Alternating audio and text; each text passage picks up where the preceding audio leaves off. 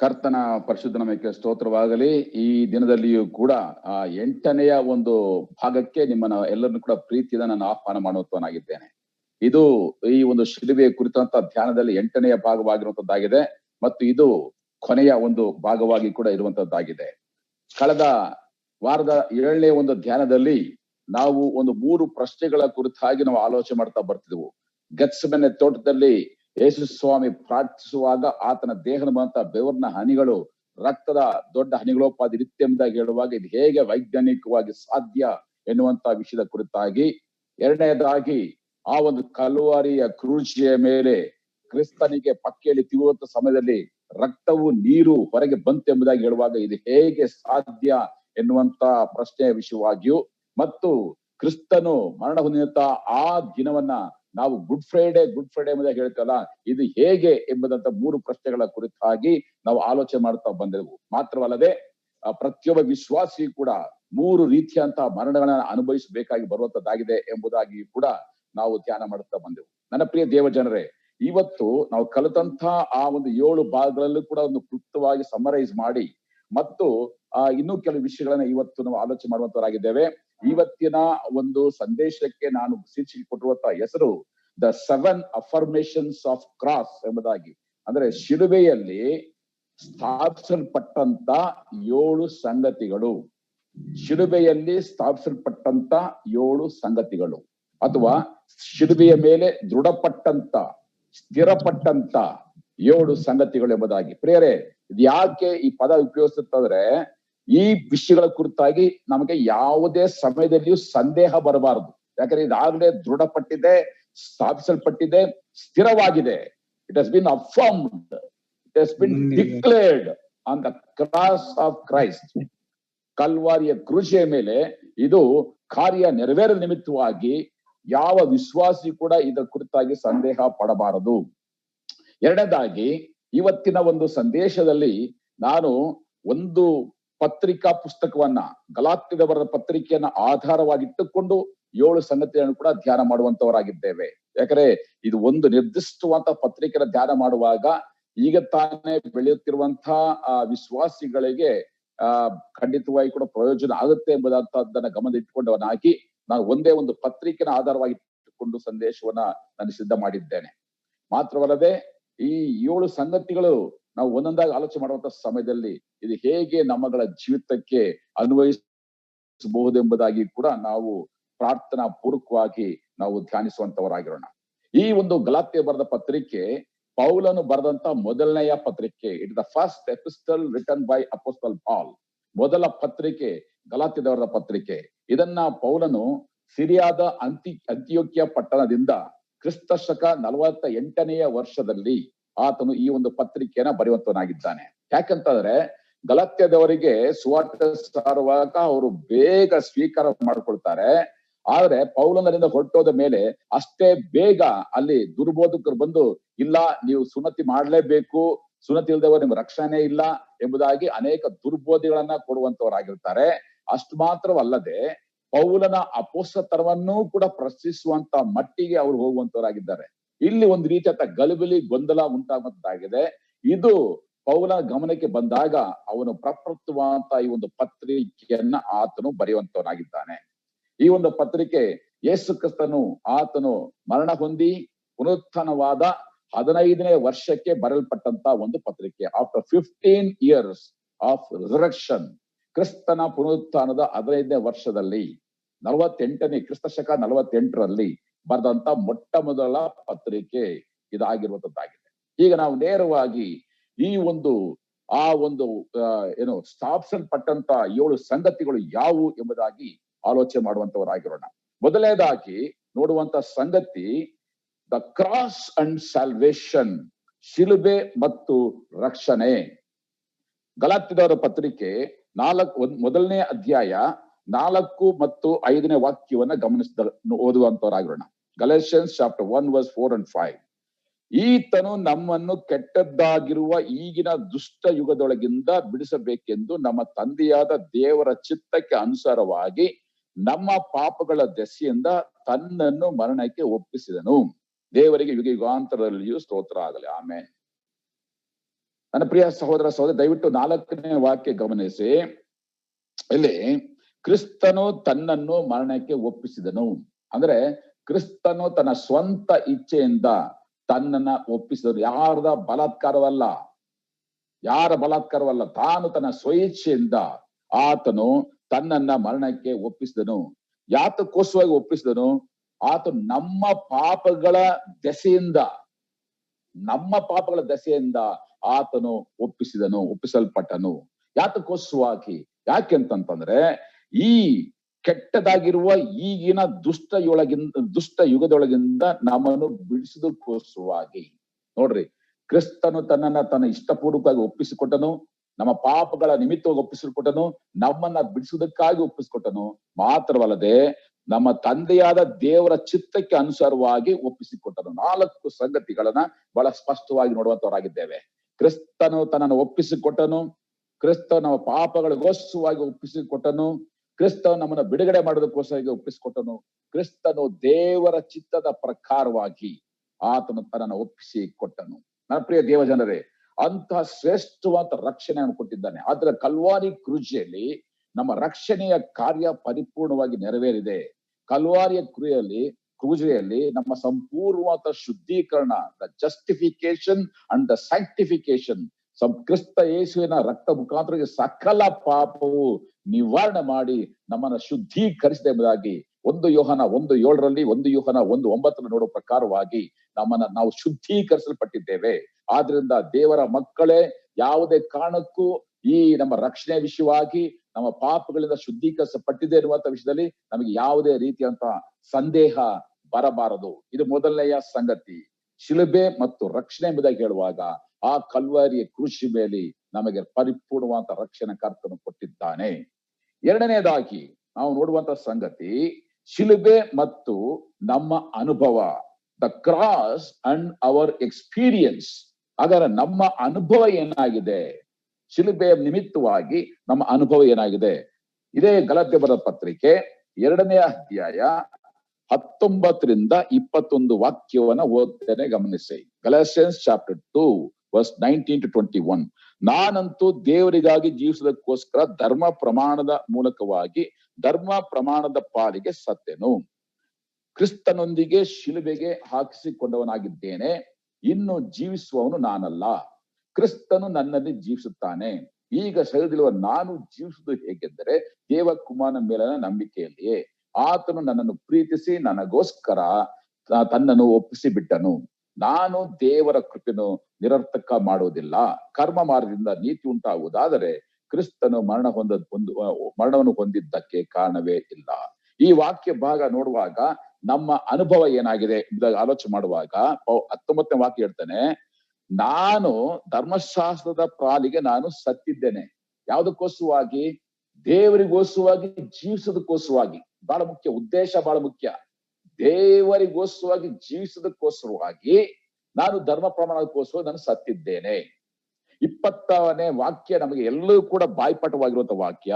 ಪೌಲ ಹೇಳುವಂತ ಆತನ ಅನುಭವ, ಕ್ರಿಸ್ತನೊಂದಿಗೆ ಶಿಲುಬೆಗೆ ಹಾಕಿಸಿಕೊಂಡವನಾಗಿದ್ದೇನೆ. ಅಂದ್ರೆ ಕ್ರಿಸ್ತನ ಒಂದು ಅನ್ಯೂನತೆಯ ನಿಮಿತ್ತವಾಗಿ, ಕ್ರಿಸ್ತನ ಜೊತೆ ನಾನು ಒಂದಾದ ನಿಮಿತ್ತವಾಗಿ ನಾನು ಶಿಲುಬೆಗೆ ಹಾಕಿಸಿಕೊಂಡವನಾಗಿದ್ದೇನೆ.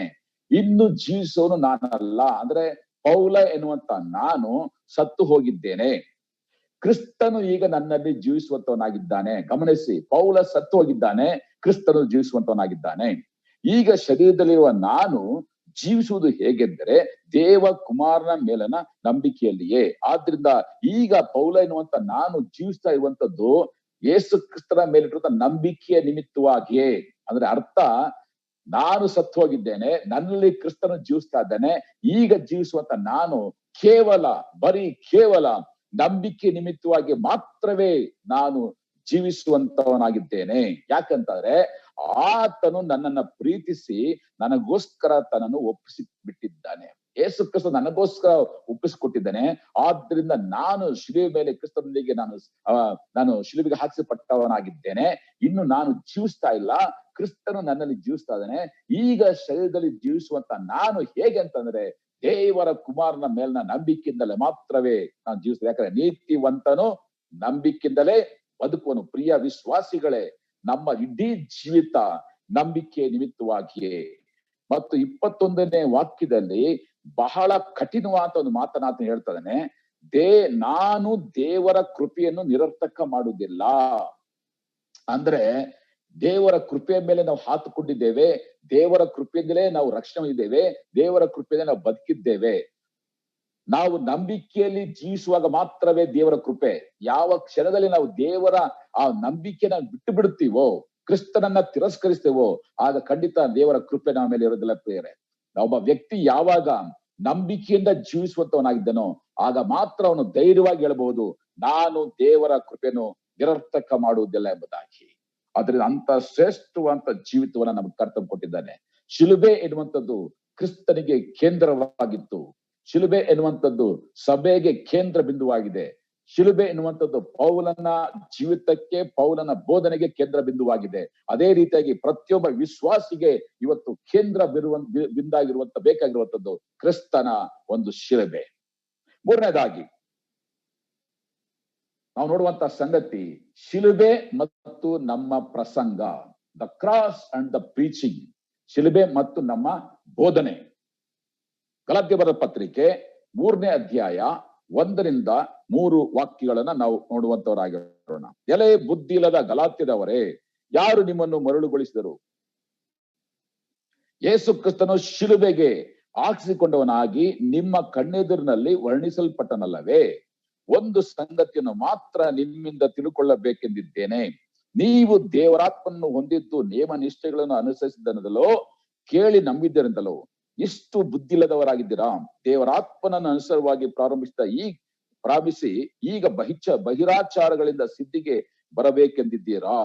ಪ್ರೇರೆ, ಇಲ್ಲಿ ಬಹಳ ವಿಶೇಷವಾಗಿ ಕೆಲವು ಸಂಗತಿಗಳನ್ನ ನಾವು ನೋಡುವಂತವರಾಗಿದ್ದೇವೆ. ಸುವಾರ್ತೆಯ ಪ್ರಸಂಗ ಎನ್ನುವಂಥದ್ದು ಅದು ಕ್ರಿಸ್ತನ ಶಿಲುಬೆಯನ್ನ ಪ್ರಚುರ ಮಾಡುವಂತದ್ದಾಗಿದೆ. ಎಷ್ಟು ಮಟ್ಟಿಗೆ ಎಂಬುದಾಗಿ ನೋಡುವಾಗ ಆತನು ಎಂಥ ಒಂದು ವರ್ಣನೆ ನೋಡ್ರಿ. ಯೇಸು ಕ್ರಿಸ್ತನು ಶಿಲುಬೆಗೆ ಹಾಕಿಸಿಕೊಂಡವನಾಗಿ ನಿಮ್ಮ ಎದುರಿನಲ್ಲಿ ವರ್ಣಿಸಲ್ಪಟ್ಟನಲ್ಲವೇ?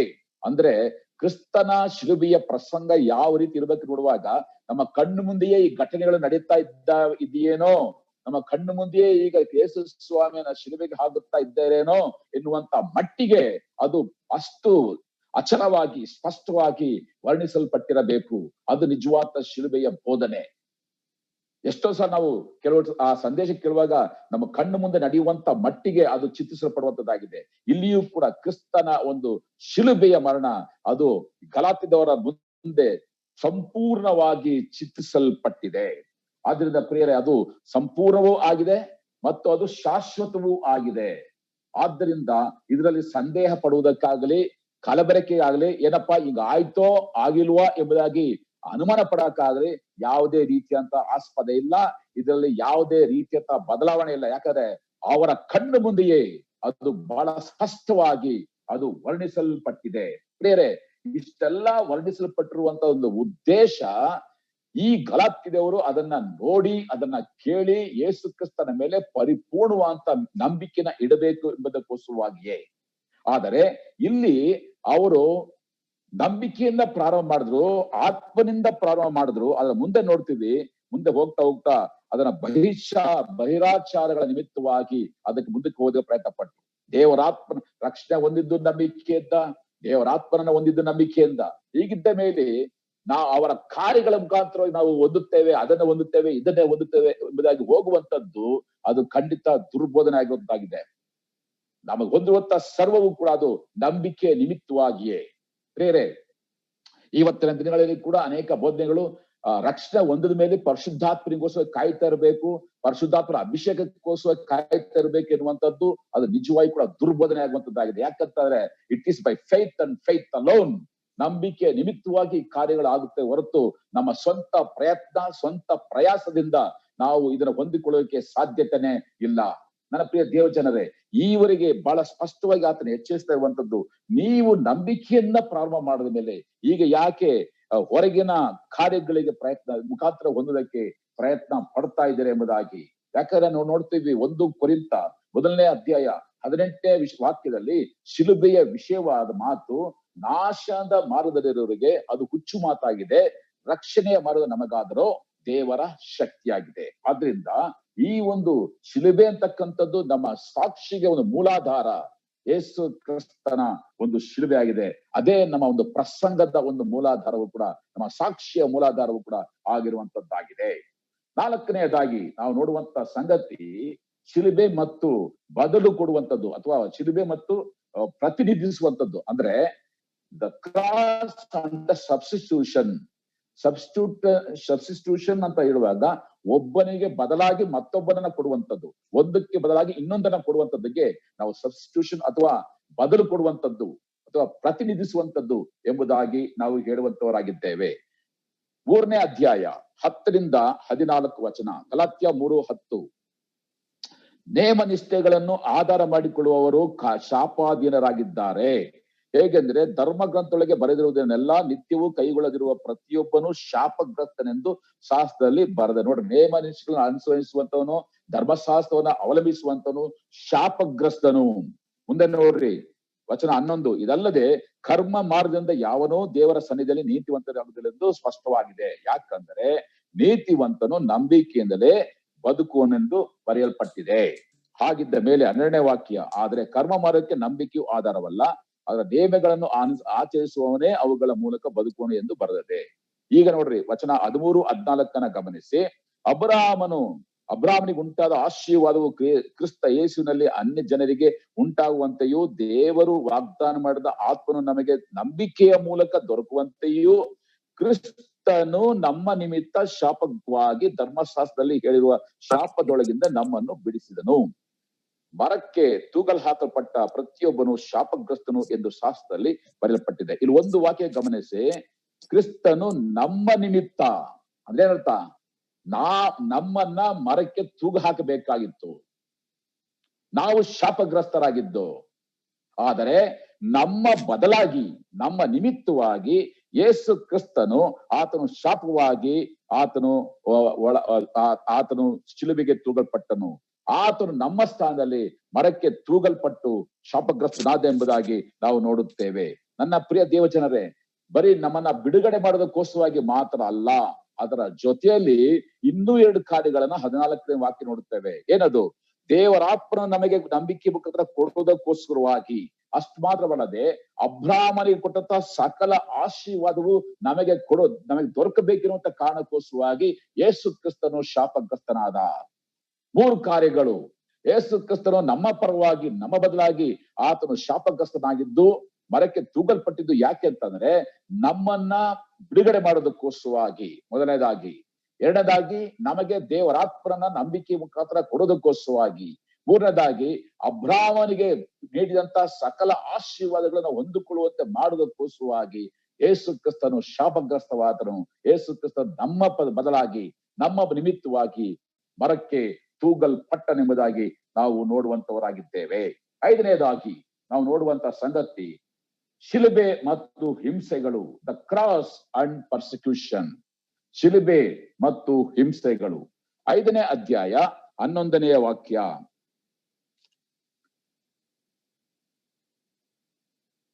ನಾನಾದರೆ ಸಹೋದರರೇ, ಸುನ್ನತಿಯಾಗಬೇಕೆಂದು ಇನ್ನೂ ಸಾರುವವನಾಗಿದ್ದರೆ ಇನ್ನು ನನಗೆ ಹಿಂಸೆಯಾಗುವುದು ಯಾಕೆ? ಆ ಪಕ್ಷದಲ್ಲಿ ಶಿಲುಬೆಯ ದೆಸೆಯಿಂದ ಉಂಟಾಗುವ ಆಕ್ಷೇಪವು ಹೋಯ್ತಲ್ಲ. ನೋಡ್ರಿ, ಸ್ವಲ್ಪ ಗಮನಿಸಿ.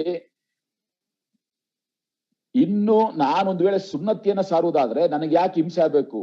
ಆದ್ರೆ ನಾನು ಶಿಲುಬೆಯ ವಿಷಯವಾಗಿ ನಾನು ಸಾರ್ತಾ ಇದ್ದೇನೆ. ಶಿಲುಬೆಯ ವಿಷಯವಾಗಿ ಸಾರುವ ನಿಮಿತ್ತವಾಗಿ ನನಗೆ ಹಿಂಸೆಗಳಾಗ್ತಾ ಇದೆ. ಪ್ರಿಯ ಸಹೋದರ ದಯವಿಟ್ಟು ಗಮನಿಸಿ. ಶಿಲುಬೆಯ ವಿಷಯವಾಗಿ ಸಾರುವಂತ ಪ್ರತಿಯೊಬ್ಬನು ಕೂಡ ಹಿಂಸೆಗೆ ಒಳಗಾಗ್ತಾನೆ. ಇನ್ನೊಂದು ವಾಕ್ಯ ನೋಡ್ರಿ, ಅದೇ 6ನೇ ಅಧ್ಯಾಯ 12ನೇ ವಾಕ್ಯ. ಅನ್ಯರು, ಇತರರು ಹೇಗೆ ಸಾರ್ತಾ ಇದ್ರೆ ನೋಡುವಾಗ 6ನೇ ಅಧ್ಯಾಯ 12ನೇ ವಾಕ್ಯದಲ್ಲಿ ಬಹಿರಾಚಾರಗಳಿಂದ ಮಾನ ಪಡೆಯಬೇಕೆಂದಿರುವವರು, ಅಂದ್ರೆ ತಮಗೆ ಪಬ್ಲಿಸಿಟಿ ಬೇಕು, ಪಾಪ್ಯುಲಾರಿಟಿ ಬೇಕು ಎನ್ನುವಂತವರು ಏನ್ ಮಾಡ್ತಿದ್ದಾರೆ? ಸುನ್ನತಿ ಮಾಡಿಸ್ಕೊಳ್ರಿ ಎಂಬುದಾಗಿ ನಿಮ್ಮನ್ನು ಬಲತ್ಕರಿಸುತ್ತಾರೆ. ಯಾಕೆಂತಂದ್ರೆ ತಮಗೆ ಕ್ರಿಸ್ತನ ಶಿಲುಬೆಯ ದೆಸೆಯಿಂದ ಹಿಂಸೆಯಾಗಬಾರದೆಂಬುದೊಂದೇ ಅವರ ಉದ್ದೇಶ. ನೋಡಿದ್ರ, ಈಗ ಯಾರು ಯೇಸು ಕ್ರಿಸ್ತನ ಶಿಲುಬೆ ವಿಷಯವಾಗಿ ಉಪದೇಶ ಮಾಡ್ತಾರೋ ಅವರಿಗೆ ಹಿಂಸೆಗಳಿದೆ. ಯಾರು ತಮ್ಮ ಒಂದು ಪಬ್ಲಿಸಿಟಿ ಪಾಪ್ಯುಲರ್ ತಮ್ಮ ಪ್ರಖ್ಯಾತಿಗೋಸ್ಕರವಾಗಿ ಪ್ರಸಿದ್ಧಿಗೋಸ್ಕರವಾಗಿ ಇದು ಅವರಿಗೆ ಯಾರು ಸುನ್ನತಿ ವಿಷಯವಾಗಿ ಮಾತಾಡ್ತಾ ಅವರಿಗೆ ಹಿಂಸೆ ಇಲ್ಲ. ಬೇರೆ ಇದನ್ನ ಇವತ್ತಿನ ಕಾಲಘಟ್ಟಕ್ಕೆ ನಾವು ಆಲೋಚನೆ ನೋಡುವಾಗ ಇವತ್ತು ಕೂಡ ಎರಡು ರೀತಿಯಂತಹ ಬೋಧಕರು ಇದ್ದಾರೆ. ಒಬ್ಬರು ಕ್ರಿಸ್ತನ ಅದ್ವಿತೀಯತೆನ ಅವರು ಸಾರುವಂತವರು, ಮತ್ತೊಬ್ಬರು ಕ್ರಿಸ್ತನನ್ನ ಕಲಬೆರಕೆ ಮಾಡಿ ಸಾರುವಂತವರು.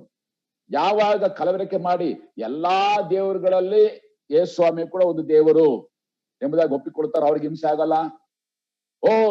ನಾಮವು ಹಲವು ನಾಮಗಳಿದೆ, ದೇವರೊಬ್ಬನೇ, ಅದರ ನಾಮವು ಹಲವು, ಎಲ್ಲ ಒಂದೇ ರೀ, ಅದು ಒಂದೇ ಇದು ಒಂದೇ ಎಲ್ಲ ಒಂದೇ ಹೇಳುವಾಗ ನಾವು ಹಲ್ಕಿರ್ಕೊಂಡು ಮತ್ತೆ ತಲೆ ಆಡ್ಸ್ಕೊಂಡಿದ್ರೆ ಅವ್ರಿಗೆ ಹಿಂಸೆ ಆಗೋದಿಲ್ಲ. ಮತ್ತೆ ನಾ ಇನ್ನೂ ಸ್ಪಷ್ಟವಾಗಿ ಹೇಳ್ತೇನೆ, ಸೂರ್ಯ ದೇವರು, ಚಂದ್ರ ದೇವರು, ಕಲ್ಲು ದೇವರು, ಮಣ್ಣು ದೇವರು, ಮರ ದೇವರು ಎಂಬುದಾಗಿ ಹೇಳುವಂತವರಿಗೆ ನಾವು ತಲೆ ಆಡಿಸ್ತದ್ರೆ ನಿಮ್ಗೆ ಹಿಂಸೆ ಆಗಲ್ಲ. ಅಷ್ಟು ಮಾತ್ರ ಅಲ್ಲ, ದನ ದೇವರು, ಹಂದಿ ದೇವರು, ನಾಯಿ ದೇವರು, ಹಾವು ದೇವರು ಎಂಬುದಾಗಿ ಹೇಳುವಂತವರಿಗೆ ನಾವು ತಲೆ ಆಡಿಸ್ಕೊಂಡು ಕೂತ್ಕೊಂಡ್ರೆ ನಮ್ಗೆ ಹಿಂಸೆ ಆಗೋದಿಲ್ಲ. ಹಾಗಾದ್ರೆ ಯಾರಿಗೆ ಹಿಂಸೆ ಆಗ್ತದೆ? ಯಾರು ಯೇಸು ಸ್ವಾಮಿಯೇ ಏಕೈಕ ದೇವರು, ನಿಜವಾದ ದೇವರು, ಆತನೇ ಲೋಕ ರಕ್ಷಕನು, ಆತನೇ ಜೀವಿಸುವಂತ ದೇವರು, ಆತನ ನಿಮಿತ್ತವಾಗಿ ಮಾತ್ರ ರಕ್ಷಣೆ. ಆತನೇ ಇಲ್ಲದೆ ಹೋದರೆ ನಿಮಗೆ ಸಿಗುವಂತದ್ದು ನರಕ, ಬೆಂಕಿ, ಗಂಧಗೊರಿಯುವಂತ ಕೆರೆ ಎಂಬುದಾಗಿ ನಾವು ಹೇಳ್ತೀವಲ್ಲ, ಆಗ ಹಿಂಸೆಗಳು ಬಂದೇ ಬರುವಂತದ್ದಾಗಿದೆ.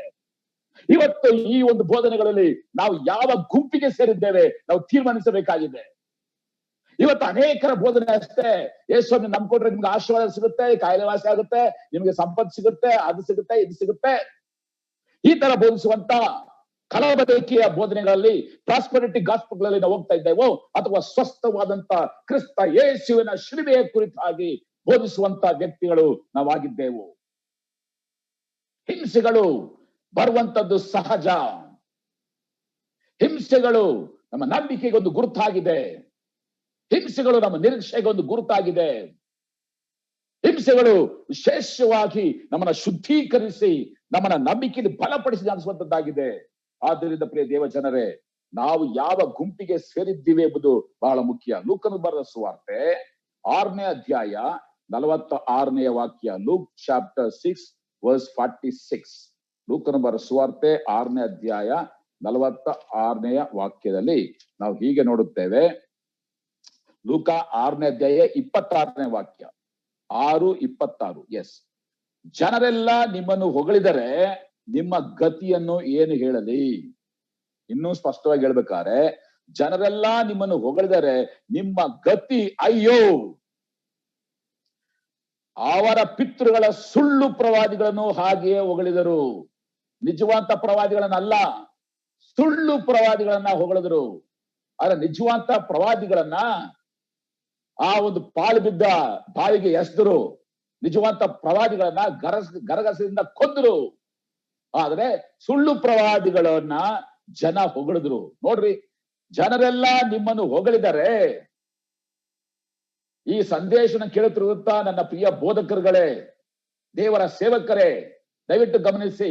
ಜನರೆಲ್ಲ ನಿಮ್ಮನ್ನ ಹೊಗಳಿದರೆ ನೀವು ಸುಳ್ಳು ಬೋಧಕರಾಗಿದ್ದರೆ ಹೊರತು ನೀವು ನಿಜವಂತ ಬೋಧಕರಲ್ಲ. ಯಾಕಂದ್ರೆ ಯಾವ ನಿಜವಂತ ಬೋಧಕನಿಗೂ ಕೂಡ ಪ್ರಶಂಸೆ ಸಿಗುವುದಿಲ್ಲ. ತನ್ನ ಸ್ವಂತ ಮನೆಯಲ್ಲೂ ಸಿಗೋಲ್ಲ, ಸಮಾಜದಲ್ಲಿ ಕೂಡ ಸಿಗೋದಿಲ್ಲ. ಆದ್ರೆ ಸುಳ್ಳು ಬೋಧಕರಿಗೆ, ಕಲಬೆರಕೆ ಬೋಧಕರಿಗೆ ಮಾತ್ರವೇ ಆ ಒಂದು ಪ್ರಶಂಸೆ, ಸ್ಥಾನ, ಮಾನ ಎಲ್ಲ ಸಿಗುತ್ತೆ.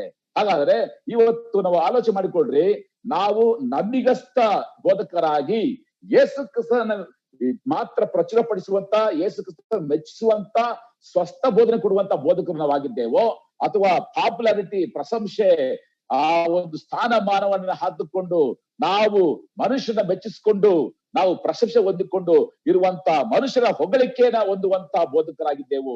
ಇವತ್ತು ನಾವು ಗಂಭೀರವಾಗಿ ದೇವರಾತ್ಮನ ಮುಖಾಂತರವಾಗಿ ನಾವು ಪರೀಕ್ಷೆ ಮಾಡಿಕೊಳ್ಳಬೇಕಾಗಿದೆ. 6ನೇದಾಗಿ ನಾವು ನೋಡುವಂತ ಸಂಗತಿ, the cross and the holiness, ಶಿಲುಬೆ ಮತ್ತು ಪರಿಶುದ್ಧತ್ವ. ಗಲಾತ್ಯರ ಪತ್ರಿಕೆ 5ನೇ ಅಧ್ಯಾಯ 24ನೇ ವಾಕ್ಯ ಗಮನಿಸಿ. ಕ್ರಿಸ್ತ ಯೇಸುವಿನವರು ತಮ್ಮ ಶರೀರ ಭಾವವನ್ನು ಅದರ ವಿಷಯಾಭಿಲಾಷೆ, ಸ್ವೇಚ್ಛಾಭಿಲಾಷೆ ಸಹಿತ ಶಿಲುಬೆಗೆ ಹಾಕಿದವರು. ಪ್ರಿಯರೇ, ಈ ಒಂದು ಶಾರೀರಿಕವಾದ ಇಚ್ಛೆಗಳು ಒಂದು ಕಡೆ, ಪವಿತ್ರಾತ್ಮನ ಒಂದು ಕಡೆ, ನಿರಂತರವಾದಂತ ಹೋರಾಟ ಇದ್ದೇ ಇರುವಂತದ್ದಾಗಿದೆ. ಇದೇ ಅಧ್ಯಾಯದಲ್ಲಿ 19ನೇ ವಾಕ್ಯ ನೋಡ್ರಿ, ಆ ಶರೀರ ಭಾವದ ಕರ್ಮಗಳು ಹೇಗೆ ಪ್ರಸಿದ್ಧವಾಗಿವೆ ಎಂಬುದಾಗಿ ನೋಡುವಾಗ, ಜಾರತ್ವ, ಬಂಡುತನ, ನಾಚಿಗೇಡಿತನ, ವಿಗ್ರಹಾರಾಧನೆ, ಮಾಟ, ಹಗೆತನ, ಜಗಳ, ಹೊಟ್ಟೆ ಕಿಚ್ಚು, ಸಿಟ್ಟು, ಕಕ್ಷಭೇದ, ಭಿನ್ನಮತ, ಮತ್ಸರ, ಕುಡುಕುತನ, ದುಂದೌತನ ಇಂಥವುಗಳೇ. ಇದು ಒಂದು ಕಡೆ ಭೀಕರವಾದ ಹೋರಾಟವಿದೆ. ಇನ್ನೊಂದು ಕಡೆ ದೇವರಾತ್ಮನ ಫಲವೇನೆಂದರೆ 22ನೇ ವಾಕ್ಯ, ಪ್ರೀತಿ, ಸಂತೋಷ, ಸಮಾಧಾನ, ದೀರ್ಘಶಾಂತಿ, ದಯೆ, ಉಪಕಾರ, ನಂಬಿಕೆ, ಶಾದುತ್ವ, ಶಮದಮೆ ಇಂಥವುಗಳೇ. ಅದಾದ ಇದನ್ನ ತಿಳಿಸಿದಂತ ಪೌಲ ಅನಂತರ ಹೇಳುವಂತ ಮಾತು 24ನೇ ವಾಕ್ಯದಲ್ಲಿ, ಕ್ರಿಸ್ತ ಯೇಸುವಿನವರು ತಮ್ಮ ಶರೀರ ಭಾವವನ್ನು ಅದರ ವಿಶ್ರಾಂತಿಯನ್ನು ಸ್ವೇಚ್ಛಾಲಸ ಸಹಿತವಾಗಿ ಶಿಲುಬೆಗೆ ಹಾಕಿದವರು. ದಯವಿಟ್ಟು ಗಮನಿಸಿ, ಇದು ಕ್ರಿಸ್ತನ ಅನ್ಯೂನ್ಯತೆ ನಿಮಿತ್ತವಾಗಿ ನಾವು ಶಿಲುಬೆಗೆ ಹಾಕಿಸಲ್ಪಡುವಂತವರು. ಗಲಾತ್ಯ 2:21 ಗಲಾತ್ಯ 2:20 ಅದು ನಾವು ಆಟೋಮೆಟಿಕ್ ಆಗಿ ಶಿಲುಬೆಗೆ ಹಾಕಿಸಲ್ಪಡುವಂತವರಾಗಿದ್ದೇವೆ. ಆದ್ರೆ ಇಲ್ಲಿ ನಾವು ಅವುಗಳನ್ನ ನಾವಾಗಿ ಹಾಕಬೇಕು. Active phase. ನಾವು ಈ ಎಲ್ಲಾ ಹೊಲಸು ಕಾರ್ಯಗಳನ್ನ ನಾವು ಶಿಲುಬೆಗೆ ಹಾಕಿ ಸಾಯಿಸಬೇಕು. ಅದನ್ನೇ ನಾವು ಕೊಲೋಸ್ಯರ ಪತ್ರಿಕೆ 3ನೇ ಅಧ್ಯಾಯ 5ನೇ ವಾಕ್ಯದಲ್ಲಿ ಈ ಭೂ ಸಂಬಂಧವಾದ ಎಲ್ಲಾ ಸಂಗತಿಗಳನ್ನ ನೀವು ಶಿಲುಬೆ ಮೇಲೆ ಹಾಕಿ ಸಾಯಿಸಿರಿ, ಕಿಲ್ ದೆಮ್ ಎಂಬುದಾಗಿ ನಾವು ನೋಡುತ್ತೇವೆ. ಪ್ರಿಯ ದೇವ ಜನರೇ, ಇದು ಅಷ್ಟು ಸುಲಭವಾದಂತಹ ಕಾರ್ಯ ಅಲ್ಲ. ಅಷ್ಟು ಸುಲಭವಾದ ಕಾರ್ಯ ಅಲ್ಲ. ಯಾಕಂತಂದ್ರೆ ಈ ಸಂಗತಿಗಳು ನಮಗೆ ಬಲಾಢ್ಯವಾಗಿ ಅಂಟಿಕೊಂಡಿದ್ದಾವೆ. ಯಾವುದು? ಜಾರತ್ವ, ಬಂಡುತನ, ನಾಚಿಗಡಿತನ, ವಿಗ್ರಹಾರಾಧನೆ, ಮಾಟ, ಹಗೆತನ, ಜಗಳ, ಹೊಟ್ಟೆ ಕಿಚ್ಚು, ಸಿಟ್ಟು, ಕಕ್ಷಭೇದ, ಭಿನ್ನಮತ, ಮತ್ಸರ, ಹುಡುಗತನ, ದುಂದಾವತನ ಎಲ್ಲಾ ವೇಳೆ ನಮ್ಮಲ್ಲಿ ಇಲ್ದೇ ಇರ್ಬೋದು. ಆದ್ರೆ ಕೆಲವಂತೂ ಇದ್ದೇವೆ. ಬಹಳ ಹೋರಾಟ, ಭಯಂಕರ ಹೋರಾಟ. ನಿಮ್ಮ ಮನಸ್ಸನ್ನ ನೀವು ಪರೀಕ್ಷೆ ಮಾಡಿ ನೋಡ್ಕೊಳ್ರಿ. ಆದ್ರಿಂದಲೇ ನಾವು ಕಠಿಣವಾದ ತೀರ್ಮಾನ ತೆಗೆದುಕೊಳ್ಳಬೇಕು. ಯಾವುದೇ ಮುಲಾಜಿಲ್ದೆ ನಾವು ಇದನ್ನ ಸಾಯಿಸಲೇಬೇಕು. ಭೀಕರವಾದ ರೀತಿಯಲ್ಲಿ ಸಾಯಿಸಲೇಬೇಕು. ಬೇರು ಸಹಿತವಾಗಿ ಕಿತ್ತಾಕಲೇಬೇಕು. ಯಾವುದೇ ರೀತಿಯಾದ ದಯೆ ದಾಕ್ಷಿಣ್ಯ ತೋರಿಸಬಾರ್ದು. ಯಾವುದೇ ಕಲಬರಿಕೆ ಮಾಡ್ಕೊಳ್ಬಾರ್ದು. ಯಾವುದೇ ಸಹಿಸಿಕೊಳ್ಳುವಿಕೆ ಇರಬಾರದು. ಇದು ಶಾರೀರಿಕವಾದ ಸಂಗತಿ ಎಂಬುದಾಗಿ ನಮಗೆ ಕಂಡು ಬರುವಾಗ ಅದನ್ನ ಬುಡ ಸಹಿತವಾಗಿ, ಬೇರು ಸಹಿತವಾಗಿ, ಅದು ಎಷ್ಟೇ ನೋವಾಗ್ಲಿ ಚಿಂತೆ ಇಲ್ಲ, ಎಷ್ಟೇ ನಷ್ಟವಾಗ್ಲಿ ಚಿಂತೆ ಇಲ್ಲ, ಎಷ್ಟೇ ಅವಮಾನವಾದ್ರೂ ಚಿಂತೆ ಇಲ್ಲ, ಕಿತ್ತಾಕ್ಲೇಬೇಕಾಗುತ್ತೆ. ಬೇರು ಸಹಿತವಾಗಿ, ಬುಡ ಸಹಿತವಾಗಿ ಕಿತ್ತಾಕ್ಲೇಬೇಕು. ಅದೇ ನಾವು ಶಿಲುಬೆಗೆ ಹಾಕಿಸಿ ಸಾಯಿಸುವಂತದ್ದು ಎಂಬುದಾಗಿ ನೋಡುತ್ತೇವೆ. ಏಳನೇದಾಗಿ ನಾವು ನೋಡುವಂತ ಸಂಗತಿ the cross and the boasting. ಶಿಲುಬೆ ಮತ್ತು ಹೊಗಳಿಕೆ. ಶಿಲುಬೆ ಮತ್ತು ಹೊಗಳಿಕೆ. ಗಲಾತ್ಯರ ಪತ್ರಿಕೆ 6ನೇ ಅಧ್ಯಾಯ 14ನೇ ವಚನ. ನನಗಾದರೂ ನಮ್ಮ ಕರ್ತನಾದ ಯೇಸು ಕ್ರಿಸ್ತನ ಶಿಲುಬೆಯ ವಿಷಯದಲ್ಲಿ ಹೊರತು ಹೆಚ್ಚಳ ಪಡುವುದು ಬೇಡವೇ ಬೇಡ. ಆತನ ಮೂಲಕವಾಗಿ ಲೋಕವು ಶಿಲುಬೆಗೆ ಹಾಕಿಸಿಕೊಂಡು ನನ್ನ ಪಾಲಿಗೆ ಸತ್ತಿತು. ನಾನು ಶಿಲುಬೆಗೆ ಹಾಕಿಸಿಕೊಂಡು ಲೋಕದ ಪಾಲಿಗೆ ಸತ್ತೆನು. ಪ್ರಿಯರೇ, ಇವತ್ತು ಅನೇಕ ಜನ ಅನೇಕ ವಿಷಯಗಳಲ್ಲಿ ಹೊಗಳಿಕೊಳ್ತಾರೆ. ತಮ್ಮ ಸ್ಥಾನಮಾನದ ಕುರಿತಾಗಿ, ಆಸ್ತಿ ಅಂತಸ್ತಿನ ಕುರಿತಾಗಿ, ತಮ್ಮ ಜ್ಞಾನದ ಕುರಿತಾಗಿ, ಪ್ರಖ್ಯಾತಿಯ ಕುರಿತಾಗಿ, ಕುಟುಂಬದ ಹಿನ್ನೆಲೆಯ ಕುರಿತಾಗಿ ಹೊಗಳಿಕೊಳ್ಳುವಂತವರು ಅನೇಕರಿದ್ದಾರೆ. ಆದರೆ ಪ್ರಿಯ ವಿಶ್ವಾಸಿಯೇ, ಯಾವ ವಿಶ್ವಾಸಿ ಲೋಕದಕ್ಕೋಸ್ಕರವಾಗಿ ಸತ್ತಿದ್ದಾನೋ, ಮತ್ತೆ ಲೋಕ ನೋಡುವಂತ ಸಮಯದಲ್ಲಿ ಲೋಕಕ್ಕೋಸ್ಕರ ಯಾವ ವಿಶ್ವಾಸ ಸತ್ತಿದ್ದಾನೋ, ನಾವು ಲೋಕಕ್ಕಾಗಿ ಸಾಯ್ಬೇಕು, ಲೋಕ ನಮಗೋಸ್ಕರವಾಗಿ ಸಾಯ್ಬೇಕು. We have to die for the world and the world should die for us. ಎರಡು ಕಡೆನೂ ಕೂಡ ನಾನು ಲೋಕದ ಪಾಲಿಗೆ ಸತ್ತಿದ್ದೇನೆ ಮತ್ತು ಲೋಕವು ಕೂಡ ನನ್ನ ಪಾಲಿಗೆ ಸತ್ತಿದೆ. ಆದ್ರಿಂದ ನನಗೂ ಲೋಕಕ್ಕೆ ಯಾವುದೇ ರೀತಿಯ ಸಂಬಂಧವೇ ಇಲ್ಲ ಎಂಬುವಂತ ರೀತಿಯಲ್ಲಿ ನಾವು ಯಾವಾಗ ಜೀವಿಸ್ತೀವೋ ಅಂತ ವಿಶ್ವಾಸಿ ಮಾತ್ರವೇ ಶಿಲುಬೆಯ ವಿಷಯದಲ್ಲಿ ಹೆಚ್ಚಳ ಪಡುವುದಕ್ಕೆ ಸಾಧ್ಯ. He is the only person who can boast about the cross of Christ. ಬೇರೆಯವರು ಖಂಡಿತವಾಗಿ ಕೂಡ ಕ್ರಿಸ್ತನ ಕುರಿತಾಗಿ, ಕ್ರಿಸ್ತನ ಶಿಲುಬೆಯ ಕುರಿತಾಗಿ ಹೊಗಳಿಕೊಳ್ಳುವುದಕ್ಕೆ ಸಾಧ್ಯತೆನೇ ಇಲ್ಲ. ನನ್ನ ಪ್ರಿಯ ದೇವ ಜನರೇ, ಬಹಳ ಸ್ಪಷ್ಟವಾದ ರೀತಿಯಲ್ಲಿ 7 ಸಂಗತಿಗಳನ್ನು ನಿಮ್ಮ ಮುಂದೆ ನಾನು ಇಟ್ಟಿದ್ದೇನೆ. ಮೊದಲನೇದಾಗಿ ಶಿಲುಬೆ ಮತ್ತು ರಕ್ಷಣೆ. ಗಲಾತ್ಯರ ಪತ್ರಿಕೆ 1ನೇ ಅಧ್ಯಾಯ 4 ಮತ್ತು 5ನೇ ವಚನ. ಎರಡನೇದಾಗಿ ಶಿಲುಬೆ ಮತ್ತು ನಮ್ಮ ಅನುಭವ. ಗಲಾತ್ಯರ ಪತ್ರಿಕೆ 2ನೇ ಅಧ್ಯಾಯ 19ರಿಂದ 21 ವಾಕ್ಯ. ಮೂರನೇದಾಗಿ ಶಿಲುಬೆ ಮತ್ತು ನಮ್ಮ ಪ್ರಸಂಗ. ಗಲಾತ್ಯ 3ನೇ ಅಧ್ಯಾಯ 1ರಿಂದ 3 ವಾಕ್ಯ. ನಾಲ್ಕನೇದಾಗಿ ಶಿಲುಬೆ ಮತ್ತು ಬದಲಿ ಕೊಡುವಂಥದ್ದು. ಗಲಾತ್ಯ 3ನೇ ಅಧ್ಯಾಯ 10ರಿಂದ 14 ವಾಕ್ಯ. 5ನೇದಾಗಿ ಶಿಲುಬೆ ಮತ್ತು ಹಿಂಸೆಗಳು. ಗಲಾತ್ಯ 5ನೇ ಅಧ್ಯಾಯ 11ನೇ ವಾಕ್ಯ, 6ನೇ ಅಧ್ಯಾಯ 12ನೇ ವಾಕ್ಯ. 6ನೇದಾಗಿ ಶಿಲುಬೆ ಮತ್ತು ಪರಿಶುದ್ಧತ್ವ. ಗಲಾತ್ಯ 5:24. ಮತ್ತು 7ನೇದಾಗಿ ಶಿಲುಬೆ ಮತ್ತು ಹೊಗಳುವಿಕೆ. ಗಲಾತ್ಯ 6ನೇ ಅಧ್ಯಾಯ 14ನೇ ವಚನ. ನನ್ನ ಪ್ರಿಯ ದೇವಜನರೇ, ಶಿಲುಬೆಯ ಮೇಲೆ ದೇವರು ತನ್ನ ನ್ಯಾಯವನ್ನ, ತನ್ನ ಪ್ರೀತಿಯನ್ನ ಸಿದ್ಧಾಂತ ಪಡಿಸಿದ್ದಾನೆ. ಆತನು ನಮ್ಮನ್ನ ಯೇಸು ಕ್ರಿಸ್ತದ ರಕ್ತ ಮುಖಾಂತರವಾಗಿ ನಮ್ಮನ್ನ, ದೇವರನ್ನ, ಆತನು ಸಮಾಧಾನವನ್ನ ಉಂಟು ಮಾಡಿದ್ದಾನೆ. ಇಷ್ಟೆಲ್ಲ ಆದ್ಮೇಲೆಯೂ ಕೂಡ ಪ್ರಿಯ ವಿಶ್ವಾಸಿಗಳ ಎಷ್ಟೋ ಸಲ ನಮಗೆ ಕಷ್ಟಗಳು ಬರುವಾಗ, ಹಿಂಸೆಗಳು ಬರುವಾಗ, ಹೋರಾಟಗಳು ಬರುವಾಗ ನಾವು ಕೇಳುವಂತ ಪ್ರಶ್ನೆ, ದೇವರೇ ಯಾಕೆ ಹೀಗೆ? ಇನ್ನು ಮುಂದುವರೆದು ನಾವು ಕೇಳುವಂತ ಪ್ರಶ್ನೆ, ದೇವರೇ ನನಗೆ ಯಾಕೆ ಹೀಗೆ? ದೇವರೇ ನನ್ನ ಮಗನಿಗೆ ಯಾಕೆ ಹೀಗೆ? ದೇವರೇ ನನ್ನ ಮಗಳಿಗೆ ಯಾಕೆ ಹೀಗೆ? ದೇವರೇ ನನ್ನ ಗಂಡನಿಗೆ ಯಾಕೆ ಹೀಗೆ? ದೇವರೇ ನನ್ನ ಕುಟುಂಬಕ್ಕೆ ಯಾಕೆ ಹೀಗೆ? ಯಾಕೆ ಯಾಕೆ ಯಾಕೆ ಎನ್ನುವಂತ ಪ್ರಶ್ನೆಯನ್ನ ನಾವು ಕೇಳುವಂತವರಾಗಿದ್ದೇವೆ. ಪ್ರಿಯ ವಿಶ್ವಾಸಿಗಳೇ, ಯೇಸು ಸ್ವಾಮಿ ತನ್ನ ಜೀವಿತದಲ್ಲಿ ಅನೇಕವಂತ ಹಿಂಸೆಗಳು ಬಂತು, ಅನೇಕವಂತ ಹೋರಾಟಗಳು ಬಂತು, ಅನೇಕವಂತ ಅವಮಾನಗಳು ಬಂದಾಗಿ ಕೂಡ ಯೇಸು ಸ್ವಾಮಿ ಉಪಯೋಗಿಸುವ ಒಂದು ಪದ, ಅದೆಲ್ಲವೂ ಕೂಡ ಮಹಿಮೆ ಮಹಿಮೆ ಎಂಬುದಾಗಿ ಆತನು ಹೇಳುವಂತವನಾಗಿದ್ದಾನೆ. ಯೋಹಾನನ ಸುವಾರ್ತೆ ಆ ಒಂದು 9ನೇ ಅಧ್ಯಾಯದಲ್ಲಿ 3ನೇ ವಾಕ್ಯದಲ್ಲಿ ಶಿಷ್ಯರು ಕೇಳ್ತಾರೆ, ಈ ಒಬ್ಬ ಕುರುಡ ಇರ್ತಾನೆ, ಇವನು ಕುರುಡನಾಗಿ ಹುಟ್ಟುವುದಕ್ಕೆ ಯಾರ ಪಾಪ ಕಾರಣ? ಇವನು ಮಾಡಿದ ಪಾಪವೋ, ಇವನ ತಂದೆ ತಾಯಿಗಳು ಮಾಡಿದಂತ ಪಾಪವೋ ಎಂಬುದಾಗಿ ಕೇಳುವಾಗ ಯೇಸು ಸ್ವಾಮಿ ಕೊಡುವಂತ ಉತ್ತರ, ಇವನು ಮಾಡಿದ ಪಾಪನೂ ಅಲ್ಲ, ಇವನ ತಂದೆ ತಾಯಿ ಮಾಡಿದಂತ ಪಾಪವಲ್ಲ, ದೇವರ ಕಾರ್ಯಗಳು ಕಂಡು ಬರುವ ಹಾಗೆ ಇವನಲ್ಲಿ ಹಾದು ಎಂಬುದಾಗಿ ಕೊಡುವಂತ ಉತ್ತರವಾಗಿದೆ. ಅದೇ ಯೋಹಾನನ ಸುವಾರ್ತೆ 11ನೇ ಅಧ್ಯಾಯದಲ್ಲಿ 4ನೇ ವಾಕ್ಯದಲ್ಲಿ ಯೇಸು ಸ್ವಾಮಿ ಹೇಳಿದ ಮಾತು, ಅಲ್ಲಿ ಲಾಜರನಿಗೆ ಮರಣಕರುವಂತ ರೋಗ ಬಂದಿದೆ ಎಂಬುದಾಗಿ ಹೇಳುವಾಗ ಯೇಸು ಸ್ವಾಮಿ ಉತ್ತರ, ಈ ರೋಗವು ಮರಣಕ್ಕೋಸ್ಕರವಾಗಿ ಬಂದಿದ್ದಲ್ಲ, ಈ ರೋಗವು ಇದರ ಮುಖಾಂತರವಾಗಿ ದೇವ ಕುಮಾರನಿಗೆ ಮಹಿಮೆ ಆಗುವಂತ ರೀತಿಯಲ್ಲಿಯೂ ಮತ್ತು ತಂದೆಯಾದ ದೇವರಿಗೆ ಮಹಿಮೆ ಆಗುವಂತ ರೀತಿಯಲ್ಲೂ ಬಂದಿದೆ. ಯೇಸು ಸ್ವಾಮಿಗೆ ಇನ್ನೇನು ಕಲ್ವಾರಿ ಕ್ರೂಚಿಯ ಹಿಂಸೆ ಹತ್ತಿರವಾಗುವಂತ ಸಮಯದಲ್ಲಿ ಕೂಡ ಆತರ ಉಪಯುಕ್ತ ಪದ, ಮನುಷ್ಯ ಕುಮಾರನು ಮಹಿಮೆ ಹೊಂದುವಂತ ಸಮಯ ಬಂದಿದೆ ಎಂಬುದಾಗಿ. ಪ್ರಿಯ ದೇವಜನರೇ, ಆತನಿಗೆ ಚಡಿಗಳಿಂದ ಒಡೆದರು, ಮುಳ್ಳಿನ ಕಿರೀಟ ಇಟ್ಟರು, ಮುಖಕ್ಕೆ ಉಗುಳಿದರು, ಗಡ್ಡದ ಕೂದಲನ್ನ ಕಿತ್ತರು, ಅಪಹಾಸ್ಯ ಮಾಡಿದರು. ಆದ್ರೆ ಯೇಸು ಸ್ವಾಮಿ ಯಾವುದೇ ರೀತಿಯಂತ ವಿರೋಧತ್ವ ವ್ಯಕ್ತಪಡಿಸಲಿಲ್ಲ, ಯಾವುದೇ ರೀತಿಯಂತ ವಿರೋಧತ್ವ ವ್ಯಕ್ತಪಡಿಸಲ್ಲ. ಯಾಕೆ ಗೊತ್ತಾ? ದಯವಿಟ್ಟು ನನ್ನ ಜೊತೆಯಲ್ಲಿ ಕೊನೆಯದಾಗಿ ಇಬ್ರಿ ಬರೆದ ಪತ್ರಿಕೆ 12ನೇ ಅಧ್ಯಾಯಕ್ಕೆ ನಿಮ್ಮ ಗಮನವನ್ನು ತಿರುಗಿಸ್ಬೇಕೆಂಬುದಾಗಿ ಕೇಳ್ಕೊಳ್ತೇನೆ. ಇಬ್ರಿ ಬರೆದ ಪತ್ರಿಕೆ 12ನೇ ಅಧ್ಯಾಯ. ಈ ಇಬ್ರಿಯ ಬರೆದ ಪತ್ರಿಕೆ 12ನೇ ಅಧ್ಯಾಯ 1-3 ವಾಕ್ಯ.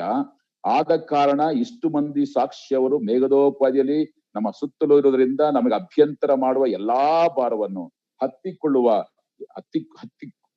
ಅಭ್ಯಂತರ ಎಲ್ಲಾ ಭಾರವನ್ನು ಮತ್ತು ಹತ್ತಿಕೊಳ್ಳುವ ಎಲ್ಲಾ ಪಾಪವನ್ನು ನಾವು ಸಹ ತೆಗೆದಿಟ್ಟು ನಂಬಿಕೆಯನ್ನು ಹುಟ್ಟಿಸುವವನು ಪೂರೈಸುವವನು ಆಗಿರುವ ಯೇಸುವಿನ ಮೇಲೆ ದೃಷ್ಟಿ ಇಟ್ಟು ನಮಗೆ ನೇಮಕವಾದ ಓಟವನ್ನು ಸ್ಥಿರಚಿತ್ತದಿಂದ ಓಡೋಣ. ಆತನು, ದಯವಿಟ್ಟು ಇಲ್ಲಿ ಗಮನಿಸಿ, ಆತನು ತನ್ನ ಮುಂದೆ ಇಟ್ಟಿದ್ದ ಸಂತೋಷಕ್ಕೋಸ್ಕರ ಅವಮಾನವನ್ನು ಅಲಕ್ಷ್ಯ ಮಾಡಿ ಶಿಲುಬೆಯ ಮರಣವನ್ನು ಸಹಿಸಿಕೊಂಡು ದೇವರ ಸಿಂಹಾಸನದ ಬಲಗಡೆಯಲ್ಲಿ ಆಸನಾರೂಢನಾಗಿದ್ದಾನೆ. ವಚನ 3, ನೀವು ಮನಗುಂದಿದವರಾಗಿ ಬೇಸರಗೊಳ್ಳದಂತೆ ಆತನನ್ನು ಆಲೋಚಿಸಿರಿ. ನನ್ನ ಪ್ರಿಯ ದೇವಜನರೇ, ಇದೇ ಇಬ್ರಿಯರ ಪತ್ರಿಕೆ 11ನೇ ಅಧ್ಯಾಯ 10ನೇ ವಾಕ್ಯದಲ್ಲಿ ನಾವು ನೋಡ್ತೇವೆ, ಅಬ್ರಾಮನು ಶಾಶ್ವತವಾದ ಅಸ್ಥಿವಾರಗಳೆಲ್ಲ ಪಟ್ಟಣವನ್ನು, ಅಂದರೆ ದೇವರು ಸಂಕಲ್ಪಿತ ನಿರ್ಮಿಸಿದ ಪಟ್ಟಣವನ್ನು ಎದುರು ನೋಡುತ್ತಾ ಆತನ ಇಡೀ ಜೀವದ ಕಾಲದಲ್ಲಿ ಡೇರೆಗಳಲ್ಲಿ ವಾಸಿಸಿದನು. ಇದೇ 11ನೇ ಅಧ್ಯಾಯ 26ನೇ ವಾಕ್ಯದಲ್ಲಿ ಮೋಶೆ ಕುರಿತಾಗಿ ನೋಡುವಾಗ, ಮೋಶೆಯು ಐಗುಪ್ತ ದೇಶ ಸರ್ವರ್ಷಕ್ಕಿಂತಲೂ ಕ್ರಿಸ್ತನ ನಿಮಿತ್ತವಾಗಿ ಉಂಟಾಗುವ ನಿಂದೆಯೇ ಶ್ರೇಷ್ಠ ಭಾಗ್ಯವನ್ನು ಎಣಿಸಿಕೊಂಡನು, ಯಾಕಂದರೆ ಬರುವ ಪ್ರತಿಫಲದ ಮೇಲೆ ಕಣ್ಣಿಟ್ಟಿದನು. ಈಗ 12ನೇ ಅಧ್ಯಾಯ ಬರುವಂತ ಸಮಯದಲ್ಲಿ ಕೂಡ ಪ್ರಿಯರೇ, ಯೇಸು ಕ್ರಿಸ್ತನ ಒಂದು ದೃಷ್ಟಿ ಎಲ್ಲಿತ್ತು ನೋಡುವಾಗ, ಯೇಸು ಕ್ರಿಸ್ತನು ಮರಣದ ಕುರಿತಾಗಿ ಚಿಂತೆ ಮಾಡ್ತಾ ಇರಲಿಲ್ಲ. ಯೇಸು ಕ್ರಿಸ್ತನ ಎಲ್ಲಾ ದೃಷ್ಟಿ ಕೂಡ ಆತನ ಪುನರುತ್ಥಾನದ ಮೇಲೆ ಗಮನವಿತ್ತು. ಮನುಷ್ಯ ಕುಮಾರನು 3ನೇ ದಿನದಲ್ಲಿ ಜೀವಂತವಾಗಿ ಎದ್ದು ಬರ್ತಾನೆ ಎನ್ನುವಂತ ಆ ಕಾರ್ಯದ ಮೇಲೆ ಕ್ರಿಸ್ತನ ಗಮನವಿತ್ತೆ ಹೊರತು ತನ್ನ ಸಾವಿನ ಕುರಿತಾಗಿ ಆತನಿಗೆ ಚಿಂತೆ ಇರಲಿಲ್ಲ. 2ನೇದಾಗಿ, ಯೇಸು ಕ್ರಿಸ್ತನಿಗೆ ಎಷ್ಟೆಲ್ಲ ಅವಮಾನ, ನಿಂದೆ, ಗೇಲಿ, ತಿರಸ್ಕಾರ ಮಾಡ್ತಾ ಇದ್ರೂ ಕೂಡ ಆತನ ದೃಷ್ಟಿಯೆಲ್ಲವೂ ಕೂಡ ತನ್ನ ಮುಂದೆ ಇಟ್ಟಿರುವಂತ ಸಂತೋಷಕ್ಕೋಸ್ಕರ ಅವಮಾನವನ್ನು ಅಲಕ್ಷ್ಯ ಮಾಡಿ ಶಿಲುಬೆಯ ಮರಣವನ್ನು ಸಹಿಸಿಕೊಂಡನು. ನೋಡ್ರ, ಆತನ ನೆವರ್ ಕೇರ್ಡ್ ಫಾರ್ ಇಟ್. ಎಲ್ಲ ಅವಮಾನ, ನಿಂದೆ, ನೋವು, ಗೇಲಿ, ತಿರಸ್ಕಾರ ಎಲ್ಲ ಅದನ್ನ ಅಲಕ್ಷ್ಯ ಮಾಡಿ, ಯಾಕೆ ಮುಂದೆ ಇರುವಂತಹ ಸಂತೋಷಕ್ಕೋಸ್ಕರವಾಗಿ ಆತನ ಎಲ್ಲವನ್ನು ಸಹಿಸಿಕೊಂಡನು. ಪ್ರಿಯ ದೇವ ಜನರೇ, ಇವತ್ತು ನಮಗೊಂದು ಕರೆಯುವಿಕೆ ಇದೆ. ಶಿಲುಬೆಯ ಸಂದೇಶವನ್ನ 8 ಸಂದೇಶ ಕೇಳುವಂತ ನನ್ನ ಪ್ರಿಯ ಸಹೋದರ ಸಹೋದರರೇ, ಈ ವಾಕ್ಯ ನೋಡುವಂತ ನಾವು ಕೂಡ ನಮ್ಗೆ ಹತ್ತಿಕೊಳ್ಳುವಂತ ಎಲ್ಲಾ ಭಾರವನ್ನು, ಹತ್ತಿಕೊಳ್ಳುವಂತ ಪಾಪವನ್ನು ಕೂಡ ನಾವು ತೆಗೆದಿಟ್ಟು ನಂಬಿಕೆನ ಹುಟ್ಟಿಸುವನು, ನಂಬಿಕೆನ ಪೂರೈಸುವನಾಗಿರುವಂತ ಈ ಯೇಸು ಕ್ರಿಸ್ತರ ಮೇಲೆ ದೃಷ್ಟಿ ಇಟ್ಟು ನಾವು ಸ್ಥಿರಚಿತದಿಂದ ಓಡುವಂತವರಾಗಿರಬೇಕು. ನಮಗೆ ನೇಮಕ ಬಂದ ಓಟವನ್ನ. ಮತ್ತು 3ನೇ ವಾಕ್ಯ ನೋಡುತ್ತೇವೆ, ನೀವು ಮನಗುಂದಿದವರಾಗಿ ಬೇಸರಗೊಳ್ಳದಂತೆ ಆತನನ್ನು ಆಲೋಚಿಸಿರಿ. ಅಯ್ಯೋ ಯಾಕಪ್ಪ ಹಿಂಗಾಯ್ತು, ಯಾಕೆ ದೇವರೇ ಹಿಂಗಾಯ್ತು, ಯಾಕೆ ದೇವರೇ ಈ ಕಾಯಿಲೆ, ಯಾಕೆ ದೇವರೇ ಈ ಕಣ್ಣೀರು ಎಂಬುದಾಗಿ ದಯವಿಟ್ಟು ಆಲೋಚನೆ ಮಾಡಕ್ ಹೋಗ್ಬೇಡ್ರಿ. ಎಷ್ಟೋ ಸಲ ಹಿಂಗಾಗುತ್ತೆ. ಕೆಲವರಿಗೆ ಯಾವುದೇ ಅಂತ ಹೆಚ್ಚಿನ ಕಷ್ಟಗಳು ಬಾರದೆ ಹೆಂಗೋ ದಾಟ್ಕೊಂಡು ಹೋಗ್ತಾ ಇರ್ತಾರೆ. ಆದ್ರೆ ಇನ್ನೂ ಕೆಲವರಿಗೆ ಕಷ್ಟದ ಮೇಲೆ ಕಷ್ಟ, ಕಷ್ಟದ ಮೇಲೆ ಕಷ್ಟ ಬರುವಂತ ನಾವು ಕಂಡಿದ್ದೇನೆ. ನಮ್ಮ ಆಸ್ಪತ್ರೆಯಲ್ಲಿ ಕೂಡ ಒಬ್ಬ, ಆತನ ಹೆಂಡತಿಗೆ ಬಹಳ ಭಯಂಕರವಂತ ಕಾಯಿಲೆಗಳಿತ್ತು. ಆತನ ಮಗ ಮಾನಸಿಕವಾಗಿ ಮೆಂಟಲ್ ಆಗಿದ್ದ, ಹೆಂಡತಿ ಕಾಯಿಲೆ. ಕಡೆಗೆ ಅವನು ನೋಡಿ ಸಾಕಾಯ್ತು. ಕಡೆಗೆ ಒಂದಿನ ಆಕೆ ಸತ್ತೋದ್ಲು. ಆಕೆ ಸತ್ತೋದ್ಮೇಲೆ ಈ ಮಾನಸಿಕವಾಗಿ ಕಾಯಿಲೆ ಇರ್ತಕ್ಕಂಥ ಆ ಮಗನನ್ನ ನೋಡ್ಕೊಳ್ಳೋಕೋಸ್ಕರವಾಗಿ ಅವನು ಅನಿವಾರ್ಯವಾಗಿ ಇನ್ನೊಂದು ಮದುವೆ ಆಗ್ಲೇಬೇಕಾಯ್ತು. ಆದ್ರೆ ಮದುವೆ ಆದ್ಮೇಲೆ ಗೊತ್ತಾಯ್ತು ಅವಳು ಮೊದ್ದಿದ್ದಂತ ಹೆಂಡತಿಗಿಂತಲೂ ಕೂಡ ಭಯಂಕರವಾದ ಕಾಯಿಲೆಲಿದಾರ ಅಂತ. ಅವರು ಬಂದು ಗೊಳೋ ಅಂತ, ಸರ್ ಏನ್ ಸರ್ ಮೊದಲನೇವಳೆ ಹಂಗೆ ಅಂತಾರೆ, ಇವಳು ಅದಕ್ಕಿಂತ 2 ವರ್ಷ ಇದ್ದಾಳಲ್ಲ ಸರ್, ನನ್ ಗತಿ ಹಿಂಗ ಆಗೋಯ್ತಲ್ಲ. ಬೇರೆ ನನ್ನ ಪ್ರಿಯ ವಿಶ್ವಾಸಿಗಳೇ, ಹೋರಾಟಗಳಿದೆ, ಹಿಂಸೆಗಳಿದೆ. ನಾವು ಕುಗ್ಗಿ ಹೋಗುವಂತ ಅವಶ್ಯಕತೆ ಇಲ್ಲ, ನಾವು ಸೋತು ಹೋಗುವಂತ ಅವಶ್ಯಕತೆ ಇಲ್ಲ. ಯೇಸು ಕ್ರಿಸ್ತನನ್ನ ದೃಷ್ಟಿಸಿರಿ. 3ನೇ ವಾಕ್ಯ ನೋಡುತ್ತೇವೆ, ನೀವು ಮನಗುಂದಿದವರಾಗಿ ಬೇಸರಗೊಳ್ಳದಂತೆ ಆತನನ್ನು ಆಲೋಚಿಸಿರಿ. ಆತನು ಪಾಪಿಗಳಿಂದ ಎಷ್ಟೋ ವಿರೋಧವನ್ನು ಸಹಿಸಿಕೊಂಡನು. ಇವತ್ತು ನಾವು ಕೂಡ ಸಹಿಸಿಕೊಳ್ಳುವುದಾದರೆ ಕ್ರಿಸ್ತನ ಮಹಿಮೆಯಲ್ಲಿ ಪಾಲುಗಾರರಾಗುವಂತವರಾಗಿದ್ದೇವೆ. ಆದ್ರಿಂದ ನನ್ನ ಪ್ರಿಯ ದೇವ ಜನರೇ, ಬಹಳ ಸ್ಪಷ್ಟವಾಗಿ 8 ಸಂದೇಶಗಳನ್ನ ಪ್ರಾರ್ಥನಾ ಪೂರ್ವಕವಾಗಿ ದೇವರಾತ್ಮನ ಪ್ರೇರಣೆಯಿಂದ ನಿಮ್ಮ ಮುಂದೆ ನಾನು ಇಟ್ಟಿದ್ದೇನೆ. ನನ್ನ ಒಂದೇ ಒಂದು ಬಯಕೆ, ಒಂದೇ ಒಂದು ಪ್ರಾರ್ಥನೆ, ಯಾವ ವಿಶ್ವಾಸಿಯೂ ಕೂಡ ಸೋತು ಹೋಗಬಾರ್ದು, ಕುಗ್ಗಿ ಹೋಗಬಾರ್ದು, ನಂಬಿಕೆಯಲ್ಲಿ ಬಿದ್ದು ಹೋಗಬಾರ್ದು, ಕ್ರಿಸ್ತನಿಂದ ದೂರ ಹೋಗಬಾರ್ದು. ದಯವಿಟ್ಟು ಯೇಸು ಕ್ರಿಸ್ತರನ್ನ ನಾವು ದೃಷ್ಟಿಸ್ರಿ. ಗಲಾತ್ಯರ ರೀತಿಯಲ್ಲಿ ಇಗೋ ನಿಮ್ಮ ಮುಂದೆ ಆತನು ವರ್ಣಿಸಲ್ಪಟ್ಟಿದ್ದಾನಲ್ಲ ಎಂಬುದನ್ನು ನೋಡುವಾಗ ಇವತ್ತು ನಮ್ಮ ಮುಂದೆ ಕೂಡ ಯೇಸು ಸ್ವಾಮಿ ವರ್ಣಿಸಲ್ಪಟ್ಟಿದ್ದಾನೆ. ಆತನನ್ನೇ ದೃಷ್ಟಿಸುವವರು ಪ್ರಕಾಶವನ್ನು ಹೊಂದುವವರು, ಅವರ ಮುಖವು ಲಜ್ಜೆಯಿಂದ ಕೆಡುವುದೇ ಇಲ್ಲ. ಆದ್ರಿಂದ ಧೈರ್ಯವಾಗಿ ನಮಗೆ ನೇಮಕವಾದಂತ ಓಟವನ್ನ ಸ್ಥಿರಚಿತ್ತದಿಂದ ಓಡುವ ಹಾಗೆ ದೇವರಾತ್ಮ ತಾನೇ ನಮಗೆ ಸಹಾಯವನ್ನು ಅನುಗ್ರಹಿಸಿ ಕೊಡಲಿ. ಆಮೇನ್.